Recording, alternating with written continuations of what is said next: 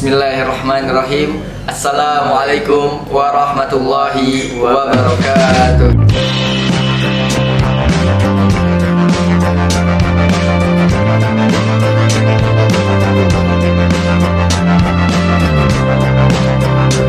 Kembali lagi dengan saya Arandana dan saya Andri di channel Abinya Eiko Channel.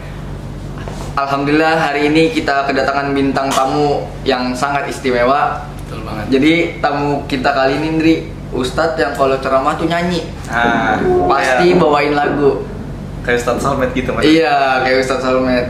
Dia itu Ustadz yang tampangnya gemulai. Gerakan tangannya itu lihai banget. Wajahnya lancar banget ya. Iya, wajahnya udah kayak artis Bollywood. Ya biar lebih enak lagi, langsung aja kita panggilkan bintang tamu kita hari ini. Ini dia bintang tamu kita. Silakan diperkenalkan namanya. Dava Rivaldi dari kelas 12 BDP 1. 12 BDP. BDP itu panjangnya apa, Pak? Bisnis dari pemasaran. Jadi orang pemasaran ini apa ya? Ya, seperti itulah. Tapi kerja. Sekarang ini sih kayak lagi sibuk-sibuk buat small bisnis, baru mulai bisnis. Oh, iya. Kan pemasaran berarti bisnis pemasaran. Jadi hari ini kayaknya mohon maaf ya, ini belum terlalu Islami, ini kedua ada Pak Ustadz yang sudah nggak apa-apa kali. Jadi hari ini teman kita Dava, kita bakal ngomongin tentang remaja Islam pada masa kini. Remaja masa kini. Menurut Dava tuh remaja zaman sekarang tuh gimana? Gini ya, kalau misalnya kita membahas remaja sih, pastinya nih kalau kita punya pikiran, kayaknya remaja sekarang ini banyak sisi negatifnya dibandingkan sisi positifnya.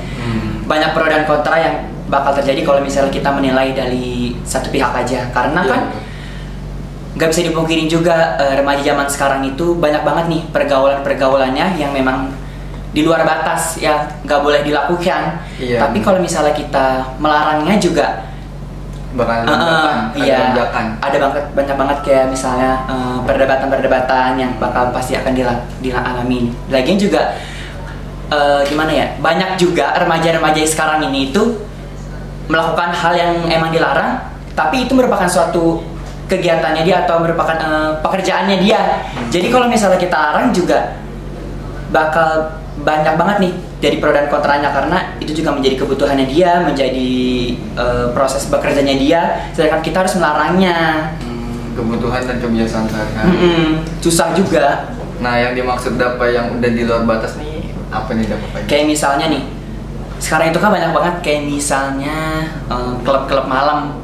Oh, remaja juga ikut ya? Iya. Oh, remaja ikut. Banyak banget tuh di media sosial, teman-teman Instagram mungkin di luar sana yang umurnya itu mungkin baru menginjak dewasa ya, dia udah pergaulannya bebas banget. Kayak misalnya dia berani untuk masuk ke bar minum, misalnya untuk melakukan hal-hal yang emangnya di Islam juga ngelarang, tapi dia selalu melakukan. Padahal gak wajar banget gitu, baru remaja kita udah melakukan hal-hal yang memang merusak diri kita sendiri tentunya kan, itu merusak diri kita, moral kita, agama kita juga tentunya.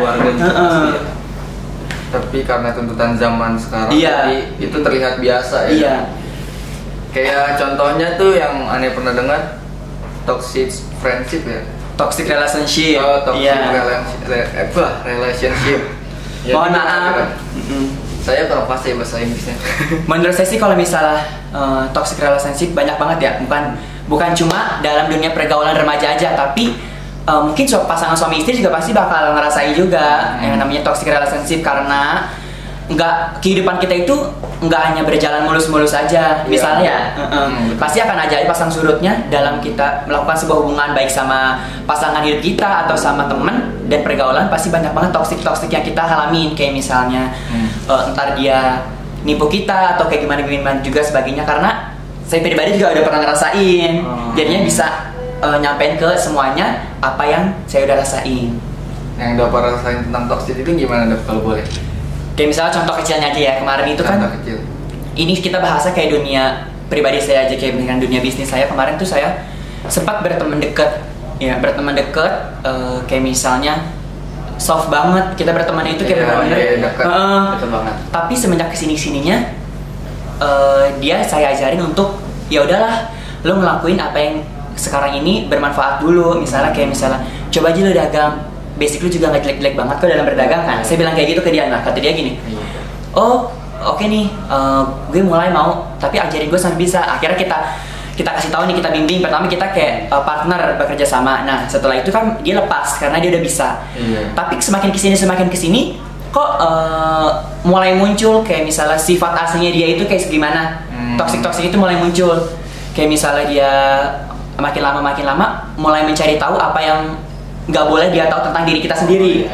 Kan manusia itu punya kayak privacy gitu, batasan-batasan yang nggak boleh orang tahu. Tapi dia malah makin kesini mentang-mentang kita deket, dia mulai kayak mencari tahu kayak misalnya aib. Juga dia nyari tahu kayak misalnya kita kan kalau dalam berdagang itu kita nggak boleh nih nyari tahu di mana asal kita nemuin barang ini. Misalnya nih kita dagang, terus teman kita nanya, emang lu beli di mana? Itu kan nama aja kita ngesekap maksa kita untuk kita berdagang. Harusnya dia nanyanya kayak misalnya gimana sih cara promosinya gitu-gitu. Itu masih diwajarin karena biarpun promosi sama, tapi kan tekniknya berbeda mungkin. Bener. Nah sekarang ini tuh begitu yang saya rasain dari satu orang itu ya, maksudnya makin kesini dia makin kayak mau cari tahu tentang saya, sampai pada akhirnya ini diceritain di sini nggak apa-apa ya, nggak sebut merek, inisial. Iya, maksudnya dia itu makin kesini baru kejadian itu baru kalau kelihat updatean status pasti ngelihat yang kemarin saya itu kena tipu. Nah gitu. Itu pas banget. Ternyata pas saya tahu dia itu teman dekat saya, maksudnya dia yang tadinya stop sekarang jadi toxic, ngerti gak sih? Dia yang ituan ya? Iya, dia nyari tahu, dia gini, akhirnya dia tuh mau ngejatuhin temannya sendiri. Padahal dia naik juga, kita ngebantu dia, kita juga nggak punya sifat-sifat gimana sama dia. Pas kesini-sininya, pas mulai bisnis saya mulai kayak, alhamdulillah lah ya ada, dia mulai iri, nggak tahu iri kenapa. Akhirnya dia berusaha untuk ngejatuhin. Ngejatuhin apa gitu ya? Tapi berhasil. Dia berhasil buat ngejatuhin, tapi saya nggak merasa kayak jatuh. Berusaha untuk bangkit lagi karena mikirnya gini, ya udahlah namanya dagang pasti ada aja nih pasang surutnya, senang nggak atau enggaknya orang pasti ada aja. Lebih tepatnya kayak gimana kita nanggepinnya tuh berusaha untuk ke hal yang positif. Kalau misalnya kita mau balas dendam sih bisa-bisa aja ya, kayak misalnya ya udah dia udah giniin gue, kenapa gue nggak coba giniin dia lagi? Tapi kan kalau kita terus-terusan nggak balas, kapan kelarnya? Malah juga nimbulin dosa juga. Dendam yang berkelanjutan ya. Nggak boleh kan sunahnya Nabi juga, kalau misalkan ada yang berbuat jahat ke kita, kita jangan balas. Iya betul. Jadi itu contoh pergaulan remaja yang udah kelewat batas ya. Salah satu contohnya yang tadi mungkin dunia malam yang sudah mulai dijajali sama semua anak-anak remaja. Mulai dari minuman-minuman yang membuat memabukkan sampai ke toxic relationship yang itu saling menjatuhkan teman sendiri satu sama lain. Itu contoh apa namanya? Contoh pergaulan bebas. Juga kalau misalnya kita mikirin gimana sih kalau misalnya kita dijatuhin sama orang, terus kita mau balas dia, pasti kan dalam hati kita kalau misalnya gue balas banyak banget pihak-pihak lain juga kayak ya udah balas aja Dav, karena ini kan emang perilaku dia buruk banget, keterlaluan. Tapi kalau misalnya kita bahas dari Islamnya kan, segala sesuatu yang buruk dilakukan sama orang nggak boleh kita timpalin buruk lagi. Betul. Karena juga Allah juga maha tahu. Kalau perlu kita doain. Iya. Betul, didoain. Dan alhamdulillahnya juga pas semenjak kejadian itu kan namanya media sosial zaman sekarang, buat ngebajak orang, buat nge-ituin orang mudah dong ya. Apalagi untuk anak-anak yang pinter banget ya. Akhirnya kita cari tahu dan ketemu orangnya bener-bener teman saya. Akhirnya dia saya WA dong, saya hubungin. Kenapa? Maksudnya kok bisa melakukan hal kayak gini? Akhirnya itu mungkin menurut orang nggak gede sih dalam jumlah segitu, tapi kan menurut kita small bisnis, uang segitu tuh maksudnya gede banget, bisa untuk diputarin untuk modal yang lain. Dia tuh kayak merasa nggak bersalah gitu, tetap aja dia update story-storynya kehidupannya dia. Pas saya WA dia langsung nangis. Akhirnya dia minta maaf ya, dia ngejelasin kenapa dia bisa melakukan hal kayak gitu. Dia bilang, kata dia, kenapa lu selama 2 tahun ini tuh nggak pernah surut, kata dia gitu. Sedangkan ibarat katanya dia ngomong kayak gitu ya, dia tuh bilang iri gitu ya. Iya, dia bilang kayak sedangkan gue udah berusaha ngikutin lo nih, misalnya kan saya dagang produk ini, dia ikut juga. Nah nggak apa-apa dong, menurut saya dagangan sama tapi rezeki kan beda. Rezeki udah diatur. Nah ya udah saya berusaha, oh ya udah nggak apa-apa kalau misalnya lo emang bisa dagang kayak gini, dagang aja walaupun sama. Tapi kesini-sininya tuh dia semakin saya dagang ini lagi pindah, dia ikut lagi. Saya dagang ini lagi, dia ikut lagi. Ikutin gitu. Ibarat kata kayak saya jadi pusatnya dia, padahal masih banyak barang-barang lain yang bisa didagangin selain itu. Nah, kayak pohon benalu ya. Iya, jadi merugikan juga sih, maksudnya kalau misalnya terus-terusan, ya kan berkelanjutan juga buat kita risih, ngerti gak? Nah terus udah kayak gitu berlanjut, dia akhirnya dia ngejual produk yang sama, cuman harganya dia itu lebih rendah, ngerti gak? Oh dia harus, iya itu ya biar pangsa pasarnya itu beberapa konsumen lari ke dia. Tapi alhamdulillahnya gini, emang Allah tahu rezeki orang kan diporsi-porsiin sama Allah sendiri. Nah walaupun harganya dia udah murah, tetap banyak orang-orang tuh yang lari ke saya. Jadi menurut saya kayak, oh ya udah kalau misalnya dia lebih murah pasti kan banyak nih yang lari ke dia, mungkin pendapatnya dia gitu. Banyak banget nih lari ke gua karena gua dagangnya sama juga sama dapat, tapi gua harganya lebih murah. Tapi alhasil Allah mungkin tahu ya mana orang yang bener-bener niatnya dalam hati emang buat berdagang, mana untuk yang sekedar cari pamor doang. Akhirnya sampai sekarang dagangan dia sama dagangan saya, alhamdulillahnya lakukan saya padahal untuk harganya sendiri lebih murah di dia. Nah dia tuh nggak sukanya di situ. Kenapa sih? Gue udah murah, gue udah sama juga, tapi kok orang larinya ke dia? Kenapa? Akhirnya dia ngebuat kayak cara gitu untuk ngejatuhin kita sendiri. Sebenarnya rezeki itu emang udah diatur ya, Mas. Udah diatur. Mau kita berusaha kayak gimana pun, tetap aja kalau emang udah bukan rezeki ya nggak bakal dapet. Rezeki, maut sama penyakit itu udah diatur. Jadi buat teman-teman sekalian, bahwasannya kita dalam kehidupan sosial, dalam kehidupan berteman, dalam kehidupan kita sehari-hari itu juga ada adabnya.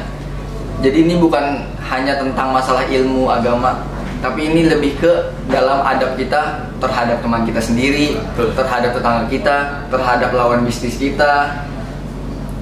Jadi pergaulan remaja itu sebenarnya punya adabnya juga teman-teman. Enggak semua pergaulan yang kita lakukan yang kita anggap biasa itu bagus untuk dilakukan. Padahal sesuatu yang sekarang sering dilakukan itu, yang mungkin sudah dianggap sudah biasa, sebenarnya itu ada larangannya dalam agama. Betul. Sudah ada porsian-porsian bahwasannya dalam kita berteman, dalam kita bergaul itu ada adabnya juga. Tapi gini ya, saya mau nanya nih sama Pak Ustadz, kan misalnya ya sekarang itu kan kalian ini lagi misalnya proses untuk memperbaiki diri ya. Betul. Terus banyak banget pastinya nih pertentangan-pertentangan yang kalian hadapi, kayak misalnya kalian misalnya mau beribadah dulu nih, terus ada teman-teman kayak bilang, udah sih ntar aja dulu, lu kesini dulu aja. Pernah gak sih kayak gitu? Ya pernah gitu. Terus tanggapan kalian berdua itu kayak gimana? Andri. Karena dia orang-orang baik yang mau berhijrah ya. Alhamdulillah, doain saya juga cepat-cepat. Amin. Kalau saya nih ya pribadi, waktu itu pas saya hijrah tuh, saya udah merubah diri saya. Kan teman-teman bilang gitu ya, Dri, lu kenapa kok tiba-tiba kayak berubah gini gitu kan? Lu kesambet apaan gitu kan? Sama derajat ya berbeda. Nah tapi di situ karena emang niat saya itu kuat, jadi saya nggak terpengaruh. Jadi kan saya ini dapat hidayah dari kayak nonton YouTube gitu dah. Video dakwah. Jadi dulunya kan saya suka gitar gitu kan, suka main gitar. Nah saya lagi ngeliat chord gitar tuh di YouTube. Nah terus pas banget itu video tuh selalu muncul. Tapi aneh apa sih, abaikan gitu, saya abaikan kan. Abis itu pas lagi main-main sama gitar sama teman-teman, itu tiba-tiba muncul lagi. Akhirnya penasaran, sih dipencet kan. Nah pas dipencet itu keluar video kayak pemandangan alam yang indah gitu kan, sama ada backsoundnya, ada ceramahnya juga. Di situ saya langsung mikir betapa indahnya bumi Allah ini kan gitu ya, gimana surga gitu kan. Nah disitulah langsung niat bener-bener kuat, kayak pengen mengejar surga gitu tuh. Jadi sosial media juga berpengaruh. Berpengaruh ya. Iya berpengaruh banget. media sosial ini berpengaruh. Kalau aneh pribadi, aneh kan juga dulu anak nongkrongan ya, sering nongkrong. Pas semenjak udah berubah kan tadi Dapat nanya gimana pas lagi mau sholat terus teman-teman bilang lu sholat mulu. Itu aneh sering ngerasain. Lagi nongkrong, pasti ya. Lagi duduk nih, lagi ngobrol bareng teman, ada gue sholat dulu ya. Lu ngapain lah sholat mulu? Gak apa-apa orang mau sholat. Udah tapi gitu doang. Nggak ada, alhamdulillahnya teman-teman tuh nggak ada yang dibilang ngerti enggak, tapi nggak ada yang lawan, nggak ada yang mencoba nahan gitu. Udah nggak usah sholat dari, cuma gue mau sholat dulu. Oh ya udah, alhamdulillahnya nggak ada. Jadi emang Clara ini proses gerejanya itu terpaut dalam apa? Misalnya kalau misalnya Andri kan pertama kali dari media sosial Clara itu apa? Oh ada teman gue mau hijrah, coba dah gue memperbaiki diri gue juga apa gimana? Enggak, itu karena ada waktu itu ada. Mohon maaf aja saya nanya ke dia. Tidak apa-apa kok. Waktu itu ada masalah dalam keluarga sama ibu. Terus di situ emang saya udah pernah ngumpulin niat buat ngaji, mau ngaji, tapi belum kesampaian nih. Terus suatu saat aneh ngechat Andri itu langsung, Assalamualaikum Dri, aneh mau ngaji nih. Ya udah ya kapan kan Andri jawab makanya sekarang Dri, langsung itu ngaji. Langsung hari itu juga? Langsung hari itu ngaji, selesai ngaji, masalah selesai sampai sekarang mulus alhamdulillah. Tenang ya kalau misalnya itu. Tapi pasti ada ujiannya berat. Di saat kita lagi bener-bener naik iman kita tuh, ujiannya langsung ngejatohin banget, parah. Tapi gimana diri kita sendiri nanggepinnya? Iya, tergantung. Kayak yang tadi Andri bilang, tergantung niat kita. Kalau emang kita niat mau berubah, anak zaman sekarang tuh sebenarnya semuanya mau berubah. Cuman dalam kesadaran, dalam diri mereka belum ada kesadarannya. Kalau Dapat kan sambil bisnis, sambil berusaha lebih baik. Mungkin juga.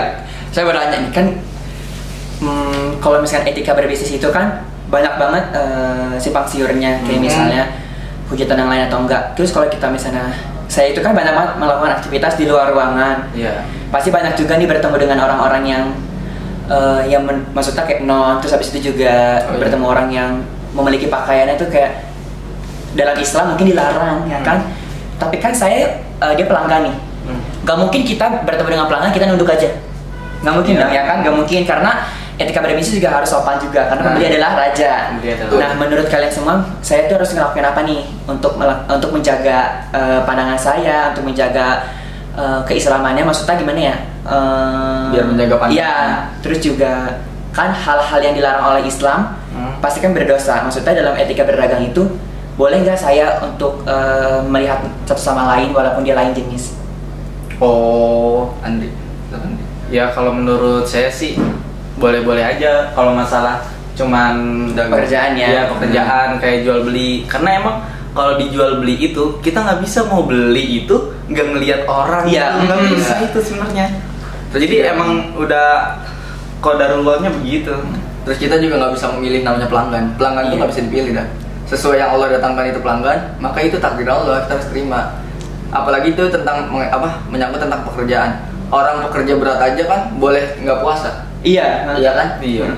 Kalau secara kewajiban itu dia udah melalaikan kewajibannya, tapi karena Allah memberikan kemudahan, jadi dibolehkan untuk tidak berpuasa dahulu. Iya. Sama seperti orang dagang.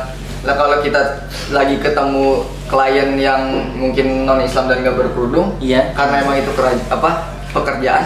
Dan secara adab pun kita bertemu dengan seseorang pun ada adabnya. Dimana kita harus sopan, kita harus menyapa, kita harus melihat matanya.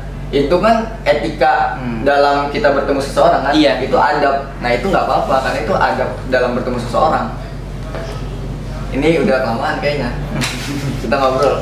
Jadi itu bincang-bincang sedikit tentang bisnis, tentang adab dalam pergaulan Islam. Jadi sekarang tuh yang tadi kita udah bilang tadi, bahwasanya remaja tuh udah banyak yang melewati batasnya dan tidak sadar dengan batasan-batasan yang sudah dilarang oleh Allah Subhanahu wa Ta'ala. Semoga dengan adanya video ini bisa bermanfaat bagi teman-teman kita yang remaja, karena kita juga masih remaja. Iya. Kita masih remaja. Mudah-mudahan. Iya. Mudah-mudahan dengan adanya video ini bisa bermanfaat bagi teman-temanku. Amin. Mungkin itu saja yang bisa kita obroli hari ini. Kurang lebihnya mohon maaf. Assalamualaikum warahmatullahi wabarakatuh.